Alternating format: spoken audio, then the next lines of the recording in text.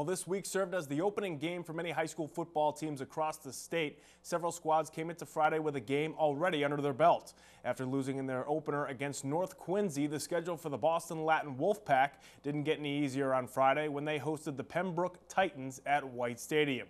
Let's head now to White Stadium in Franklin Park. The AC Latin quarterback Roy Barnum, only his second start of his high school career, played well early in this one. Opening drive, Barnum finds tight end Peter Honzik for a 16-yard pickup right there. That gets Latin into Pembroke territory. Wolfpack now at the 2. Jalen Bienemy pounds it in for the touchdown. Latin gets on the board first there early in the first quarter, 6-0.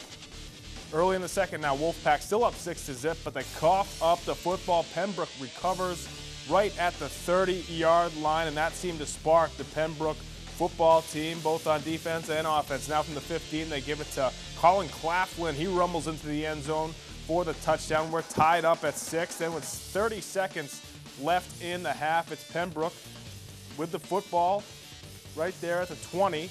Corey Brandon, beautiful throw right here to Thomas Johnson, makes a great catch for the touchdown. Pembroke goes into the half up 13-6. Third quarter now, Pembroke at the 10. Corey Brandon finds Nick Burns on the sideline. That's good for 15 yards from the 40 to the other 45-yard line into Latin territory. Same drive, Pembroke now at the 10. Brandon finds a wide open Burns in the end zone for the score as Pembroke goes on to win this one 26-12 over Boston Latin.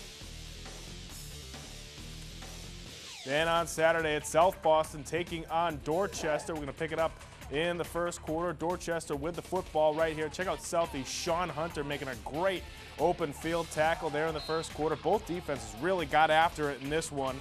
When it's still in the first right there, Southie's Bless Anadozi finding a seam down the sideline. He picks up 15 right here, but South Boston couldn't get it in the end zone. Dorchester's D, as we mentioned, played really well. We're going to pick it up in the third quarter now. And on a botched play right here, Dorchester trying to run a reverse, but it's their quarterback, Demetrius Leary, just keeps it going here himself, makes the entire Southie D miss for a 70-yard touchdown run for Leary. Dorchester goes up 6-0. I'm going to fast forward now to the fourth quarter as South Boston, with their best chance to score right here, Sean Hunter looking for Pennell Davis, but it's just out of his reach. Dorchester goes on to win 6-0. We talked to the Bears about being 2-0 to start the year. My person that was motioning, he bumped into one of the linemen, so that's when I decided to run the ball, and I guess I scored on that.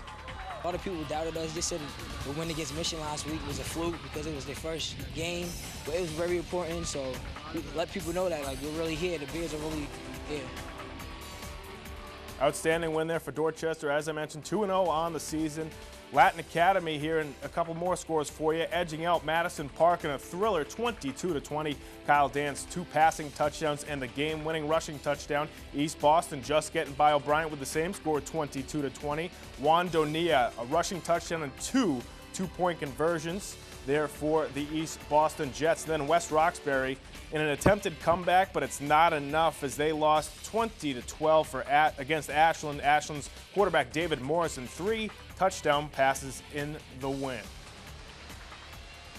So Latin Academy and Dorchester are now 2-0 to start the year. We'll see if they can continue that early season success over the next coming weeks. That's going to do it for sports this week. Make sure you come right back here next week for more on Boston Neighborhood Sports.